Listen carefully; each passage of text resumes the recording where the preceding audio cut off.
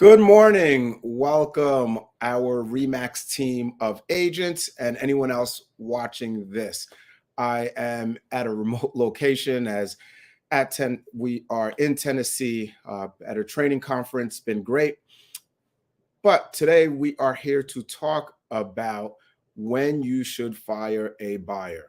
So if you have any comments, suggestions, what works for you, etc., please put them into the comments. I just saw a good morning comment, so good morning again. Please give some feedback, smash the like button so I know you guys are watching this. And of course, it's engaging, but let's dive into it. And I am going to backload the answer of when you should fire a buyer, but we're going to start out with some of the issues that arise which make you on the fence of whether to keep a buyer or not, right? And let's quickly talk about the psychology of a lot of buyers where they are very stressed, unprepared sometimes. Not that you guys aren't coaching them, but they're just their expectations and what they know about the process, etc. And for us, you got to remember we're a little biased because this is like daily activity, multiple times a day. We have closings, some agents 2-3 closings in a day. And for that buyer, it's probably the first house or something that they do once every 10 years, right? So it's the biggest check that most people write. It's a very big commitment and they're very scared. You have to remember that and empathize with them because they are scared. Also, they don't want to make a bad buy. They don't want to be a statistic. They don't want the value to go down after buying the home, etc.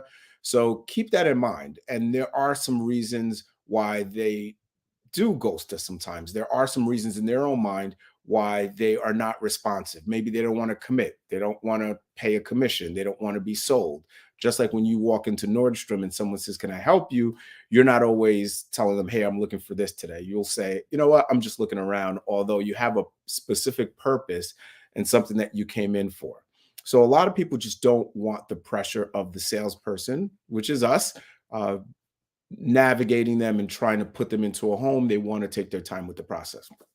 But let's look at this, right? Buyers are sometimes non-responsive. Buyers sometimes are not motivated. Buyers sometimes are unrealistic. Some of them are deal killers. They've killed deals 2-3 times because of any little inspection issues, or they're just not feeling it anymore. Whatever the reason is, right? Let's quickly talk about some of those. Non-responsive buyers, I don't think anyone should fire. Nope, they're ghosting you, they're not responding. Don't fire them. Here's why. If you put them in your campaign, you have a process to follow up over time, you're sending them listings, what's going to happen is eventually, and it's not going to happen with all or half, it's only going to happen with a smaller percentage, but eventually they're getting listings, they will respond. I know it's happened to me. I know it's happened to many of you. You get an email or a text, "Hey, I'd like to see this house." And you look down at your phone and say, "Who in the world is this?" And then you realize it's a buyer you set up on an auto email alert 6 months ago, 4 months ago, whatever it was, or even sometimes a buyer you never really spoke to or just one conversation. So why fire a buyer that's unresponsive? You're not really working on that buyer other than a call every 2 weeks, once a month, or whatever it may be, right? It's not draining, it's not taxing on your time. So don't fire that buyer. They're just not in that at the point where they're ready to buy the home. But if you plan to be in the business 3 years from now, 3 months from now, 3 weeks from now, you don't know when that's going to turn around. And it could be 3 weeks, it could be 3 months, it could be 3 years. You don't know. But if you're going to have bills and you plan to be in the business, why not just wait that buyer out? Again, you're not working a lot with that buyer if they're not responsive. You're just trying to follow up. And it's an opportunity. You don't know when they're going to be ready to pull the trigger. So non-responsive buyers, buyers that have ghosted you, set them up on emails, put them in your campaign, in your CRM, and follow up with them. Eventually, when they're ready, hopefully you can convert them. Buyers that are unrealistic, they want 4 beds, 2.5 bath, colonial finished basement pool for 250 because their cousin in Georgia just bought the same. Well, I think it's an education process, and it's an education on the market, and it's an education on price point. And this is where the consultation really, really works and what worked for me in these situations. Because guys, I had the same challenges as an agent when I was in production. I would sit them, well, I'm sorry, walk them through the MLS and show them, even if I wanted to buy with your criteria, I can't find it for myself. Again, I would walk them through the MLS. This is where all of the homes get put up for sale. This is the database of inventory, and there's nothing that matches that. And if you want to go further, let's look at what's sold in the last year or 6 months. There's nothing that matches that either, right? And kind of walk them through, like, even for yourself, you couldn't find that because it's just not the market we're in. And that sometimes was an aha moment for them, but walking them through that, that's what I would do with the buyer that's unrealistic. And then, of course, waiting them out. They start out wanting this, and once they realize I can't get this for that budget, you know, they will lower what their expectations are and come to the realization of what the market is. And while they're going through that, I always hit them with the rent multiplier. Hey, in the last 6 months, you've just paid at 2,000 a month, $12,000 to your landlord. That's not equity. That could have been your down payment. That could have been your closing costs. That could have been equity you built, but instead you've helped your landlord build equity, right? And over time, their expectations and the realization that they can't get everything that they want in that 250 or whatever price point will happen. So buyers that are not motivated, also, well, I'll only move or I'll only buy a house if it hits all my checklists. You got to really find out what the hot button is, why they're even looking, because you want to buy a house or you don't.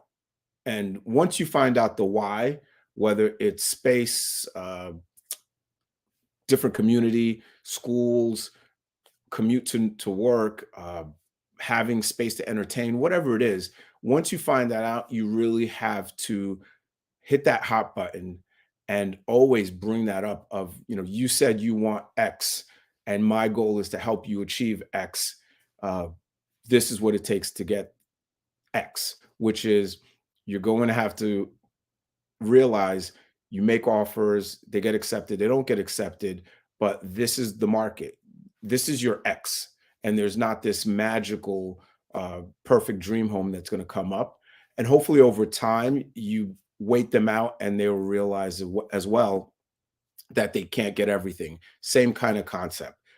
Deal killers. Let's talk about those. Deal killers are the buyers, and I know this happens a lot. I get this in the office. I hear this a lot. Buyer kills a deal for no reason. This is their second or third one, and they're making the home inspectors and the attorneys rich because of all these cancellation fees that they're paying for inspections, and then just doing it over and over and over again. I think that's a buyer that's extremely scared, and you really have to walk them through. I just had this conversation with an agent a week ago where it's a first-time buyer. They've never dealt with a contractor because they've rented and the landlord or super or property management company is always taking care of stuff. They have no concept of cost. And they're just so nervous that this laundry list of inspection items is just a mountain of problems for them. But it's maintenance. So I think the agent and I talked about just giving them an analogy, right? Do cars break down? Do cars require maintenance? Yes, but you still drive a car, right? Same thing with homes. There's things that are going to come up, but it's part of being responsible and being an adult, just like driving a car. You just have to maintain it. There's warranties on the home that cover X, Y, and Z. So you're protected. Not everything is a big ticket item to come out of pocket. And in this particular case, I think the agent had a contractor walk them through what the expenses would really be for some of the stuff that needed to get done. And at the end of the day, it wasn't a lot of money. A couple $1,000s, yes, but it wasn't the tens of thousands that the buyer was expecting. So walk them through what the issues are, and hopefully that will keep them in the deal. And a lot of times it does take a contractor to really explain the cost, because you're not a contractor. You can't give them quotes. So have your contractors help them with that. So I would say the times to fire a buyer is when you can't meet their expectations. So if they want you to do video tours of all homes prior to them coming out, and that's something you're not willing or able to do, well, that's someone you can't work with, right? So if they have some expectation that you can get 100 grand off the price because you're top negotiator or you made agent of the month, et cetera, and you can't meet that expectation, have a conversation, and that's a buyer you could fire. Obviously, if they're wanting you to do something unethical, not compliant, that's a buyer you can fire. And really, I say you don't fire buyers unless you have an abundance of other buyers that you can work with. You have more clients, et cetera, that than you can handle. That's when. But if you have 2, 3, 4, 5 buyers, 10 buyers, but they're not all actively looking with you every single weekend, why not work those other leads? We are in sales, and rather than firing them, just nurture them. Right? Put them in a campaign, wait them out, follow up periodically, educate them, send them articles, send them graphs on what the rates are, send them the fact that the rates are not high at 6% because the average for the last 30 years is 7.78. So 6% is still well below the average, right? Have them talk to the lender about payments, show them what the payment would be at 5.5, 6, or whatever the rate is for that $400,000 mortgage. So if you wait them out, if you nurture them, they will eventually buy. Not all, but the percentage. But just remember that one buyer could be a $10,000 commission check and how many referrals down the line. So rather than just firing, wait them out, right? Be patient. I know we all want the sales today, but part of sales is you do have to nurture and incubate clients and leads and opportunities and really just touch until they're ready to make a move. Lastly, a lot of times agents don't think about this, but refer a client. Not everyone's personality meshes. So sometimes you don't get along with the client. It's not a perfect fit, but rather than saying, go find another agent, there might be someone with a personality that matches that client better. So if you're not patient and this client requires a lot of patience, rather than saying, hey, I can't work with you, please find another agent, why not refer them to a colleague that is patient, that likes to nurture and has the bandwidth to really help that client? So think about referring versus firing can also generate some income for you and a better way to address that situation, because we're still helping the client. You're helping a colleague, you get a referral fee, and we know personalities of other colleagues or other agents in the office that might be a better fit or might have the bandwidth that you don't have to meet their expectations. So think about that, guys.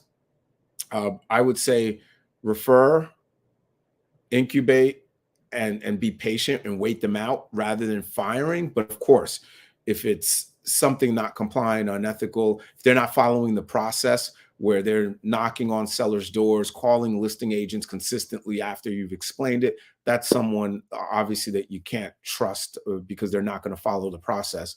And if there's expectations that you just can't meet, be upfront and let them go. But I would let them go trying to refer them out. And that's after I've exhausted all my other options to educate them and coach them. So let me see if there's any comments, but that's how I would look at firing a buyer. I would try to really educate them first, see if we can have a conversation and get them down to reality of what the market is or whatever the challenge is. And if all else fails, I try to refer them before I just fire them and delete them out of my database. So let me see. Great info. Keep all of this in mind. I totally agree. We have a listing meeting. Tabby, Aline sent out an email yesterday. Because I am in Tennessee, I will not be doing the listing mastery. So I'm sure Aline sent that out. Maybe you didn't check your email.